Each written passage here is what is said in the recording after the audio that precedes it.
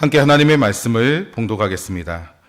하나님이 세상을 이처럼 사랑하사 독생자를 주셨으니 이는 그를 믿는 자마다 멸망하지 않고 영생을 얻게 하려 하심이라.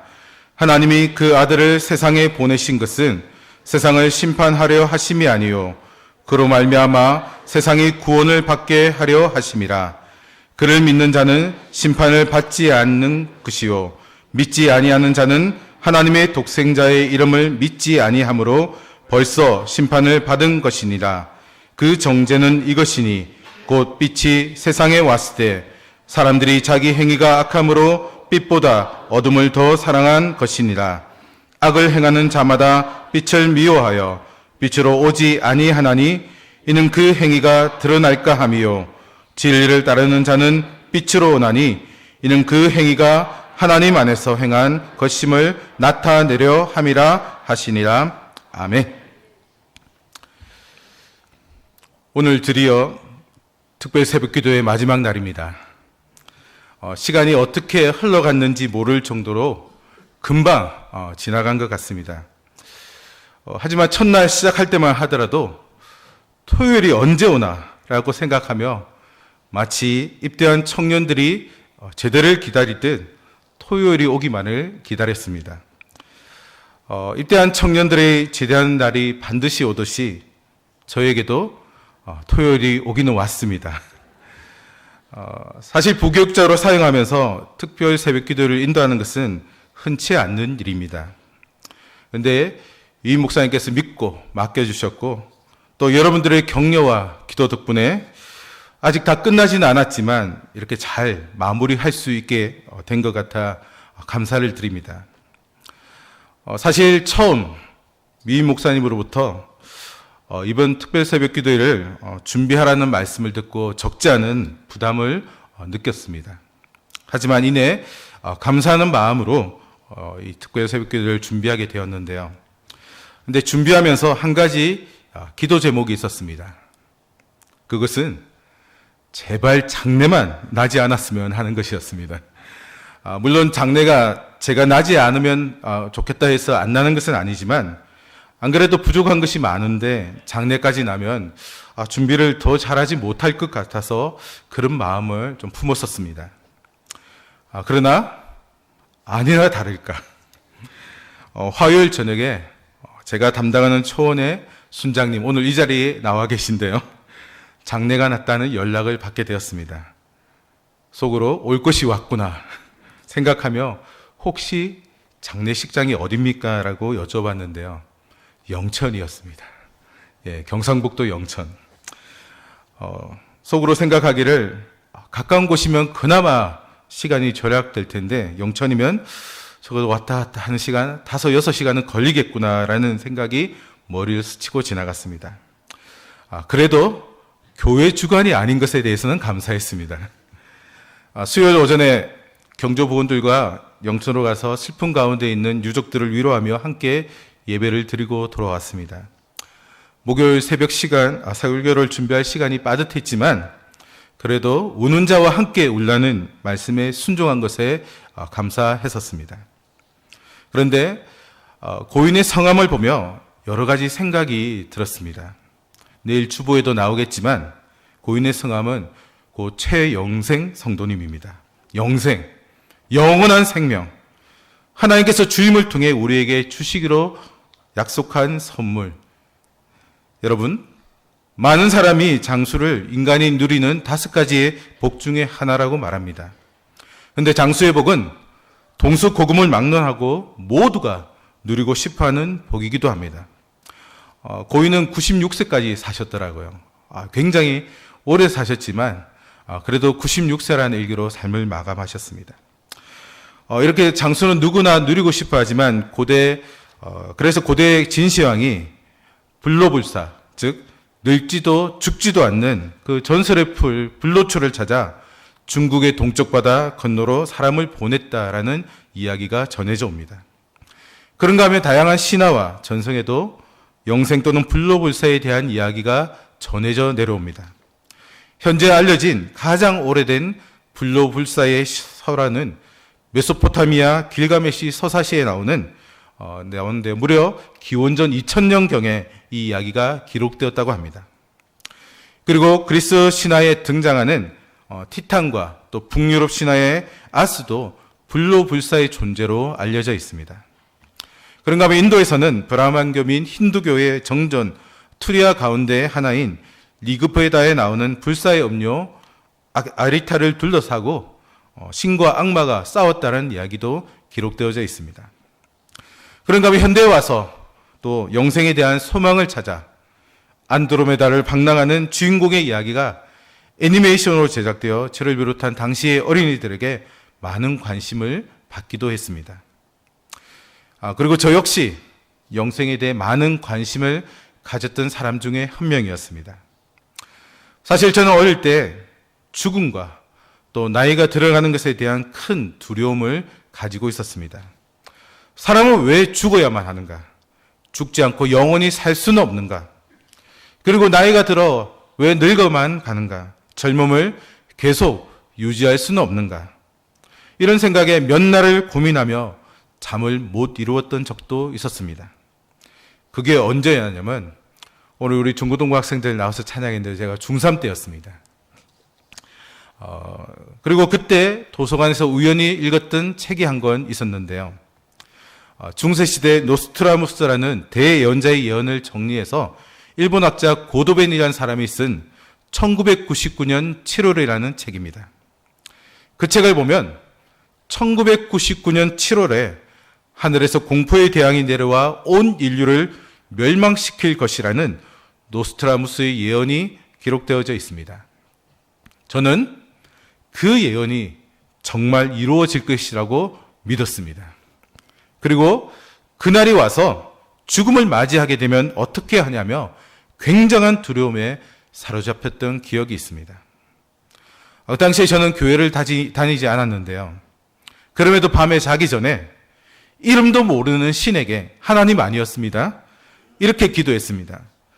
노스트라무스의 예언대로 인류가 다 멸망하여 죽더라도 저는 살려주시고, 혼자 살면 외로우니까 저의 가족과 또 친한 친구들도 다 살려주십시오, 이렇게 기도를 했었습니다. 얼마나 했을까요? 하루도 아니고 이틀도 아니고 무려 석 달간 밤마다 열심히 기도했습니다. 그때 참 열심히 했던 것 같습니다. 그러다가 석 달 후에 기도를 멈추었는데요. 그 이유는 죽음이라는 것이, 또 늙는다는 것이 나 혼자만 맞이하는 것이 아니라 사람이라면 누구나 피할 수 없는 길이기에 그냥 체념하는 마음으로 기도를 멈추게 되었습니다. 그리고 얼마 지나지 않아 고등학교에 진학하게 되었습니다. 그러나 죽음에 대한 두려움은 여전히 제 안에 존재하고 있었고 영원히 죽지 않는 영생을 더 간절히 소망하게 되었습니다. 그러던 중 제가 진학한 고등학교에서는 매년 봄마다 중생회, 일종의 부흥회 같은 것이었는데요. 중생회를 했었습니다. 그때 오신 강사 목사님께서 제 귀를 깜짝 놀라게 하는 말씀을 하셨습니다. 그것은 바로 제가 그토록 간절히 찾았던 영생에 대한 이야기였습니다. 그리고 그때 하신 성경 말씀이 바로 오늘 본문 요한복음 3장 16절 말씀인데요. 우리 요한복음 3장 16절 말씀을 함께 읽도록 하겠습니다. 하나님이 세상을 이처럼 사랑하사 독생자를 주셨으니 이는 그를 믿는 자마다 멸망하지 않고 영생을 얻게 하려 하심이라. 아멘.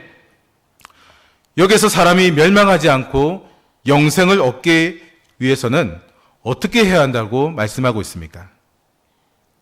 모르십니까? 예.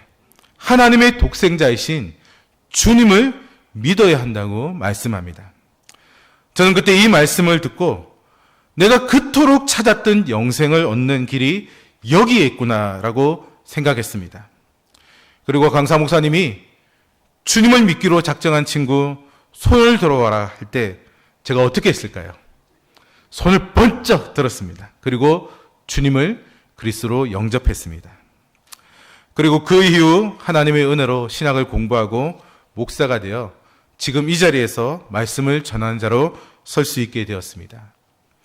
사랑하는 성도 여러분, 오늘 우리가 함께 읽은 본문은 하나님께서 독생자를 보내신 이유와 또 그를 믿는 자와 믿지 않는 자의 결국이 어떻게 될 것인지를 분명히 밝히고 있습니다.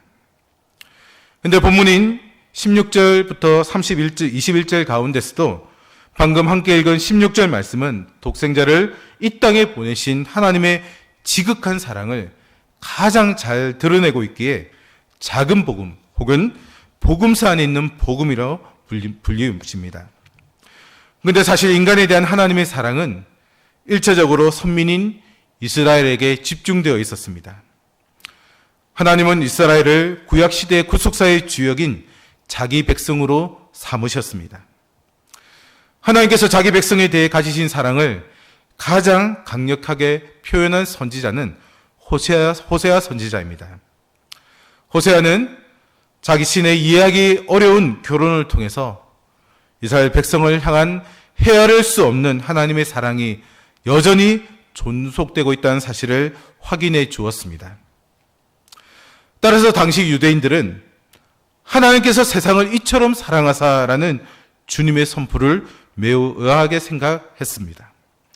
왜냐하면 그들 중에 상당수가 구약의 말씀을 통해 하나님께서 사랑하시는 대상은 선민인 이스라엘에게만 해당된다는 고정관념에 사로잡혀 있었기 때문입니다.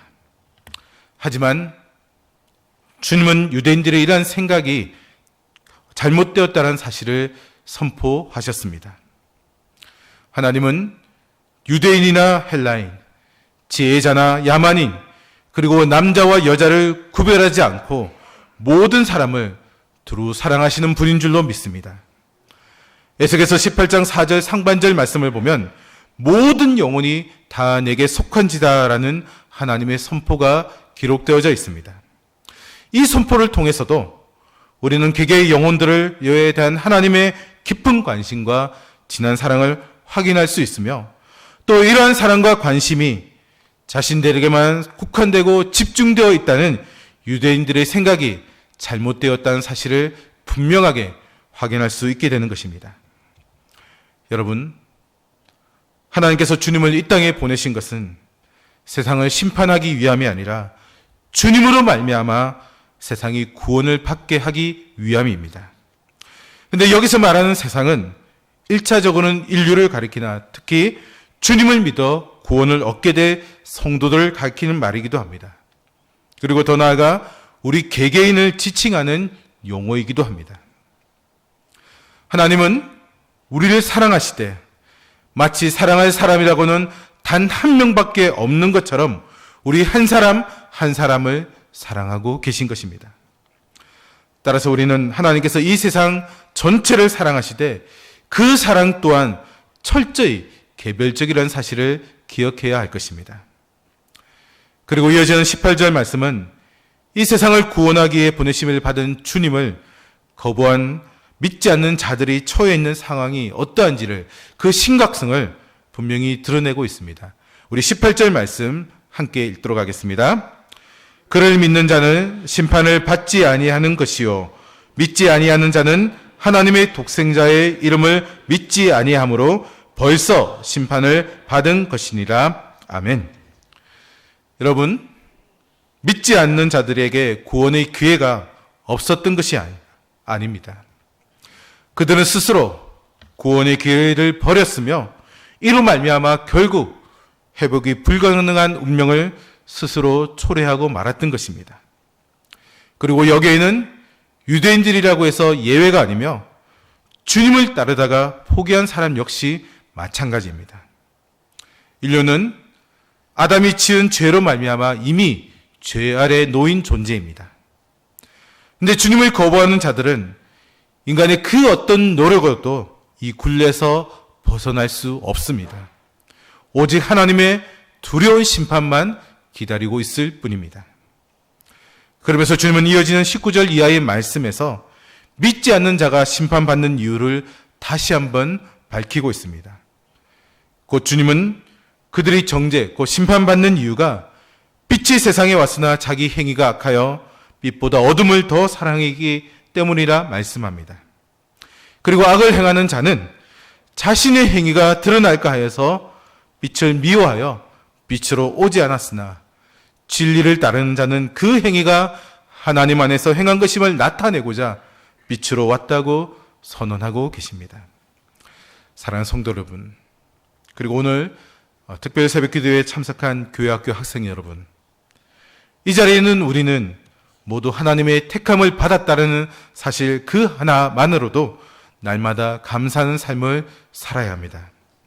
나의 의지로 주님을 믿게 되었든, 친구나 아는 사람의 전도를 받고 주님을 믿게 되었든, 아니면 태어나 보니 주님을 믿는 가정이라 주님을 믿게 되었든, 그 어떤 경로를 통해서든 우리는 모두 하나님의 택함을 받은 자들입니다. 그런데 우리보다 먼저 되고 여러 면에서 유리한 위치에 있었던 유대인들이 누리지 못한 특권과 복을 우리가 누리게 되었다는 것은 참으로 신비스러운 하나님의 은혜입니다. 그리고 그 은혜 중의 은혜가 죄로 인해 멸망하지 않고 영생을 얻게 된 것입니다. 따라서 우리가 영원한 생명을 얻을 수 있는 유일한 길은 오직 하나님의 독생자이신 주님을 믿는 믿음밖에 없다는 사실을 분명히 확신해야 할 것입니다. 그리고 삶을 사는 동안 그 어떤 경우에도 이 믿음을 떠나는 일이 없어야 할 것입니다. 오늘 우리가 중고등부 학생들이 불렀던 그 찬양의 고백처럼 한평생 사는 동안 주님만 바라보고 살아가야 하는 것입니다. 그러나 기억하십시오. 믿음에서 떠나는 순간 우리는 심판받을 수밖에 없고 결국 망하게 될 것입니다. 요한복음 5장 24절 말씀은 이런 사실을 우리에게 분명하게 증거하고 있습니다. 우리 요한복음 5장 24절 말씀도 함께 읽겠습니다. 내가 진실로 진실로 너희에게 이르노니 내 말을 듣고 또 나 보내신 이를 믿는 자는 영생을 얻었고 심판에 이르지 아니하나니 사망에서 생명으로 옮겼느니라. 아멘. 주님은 진실로 진실로 두 번에 걸쳐 강조하며 내 말을 듣고 나 보내신 이를 믿는 자는 영생을 얻게 될 것이다 분명히 선언하셨습니다. 그리고 심판에 이르지도 않게 된다는 사실을 우리에게 분명히 말씀하셨습니다. 이 말씀을 분명히 믿고 확신하는 우리 모두가 되어야 하는데요. 바라기는 이 자리에는 우리 모두가 영원한 생명을 얻는 길이 오직 주님을 믿는 믿음밖에 없다는 사실을 확신하며 한평생 이 믿음 가운데 거함으로 주님께서 예배하신 처소로 다 들어가 하나님을 찬양하는 복된 자들이 될 수 있기를 주님의 이름으로 축복합니다. 아멘.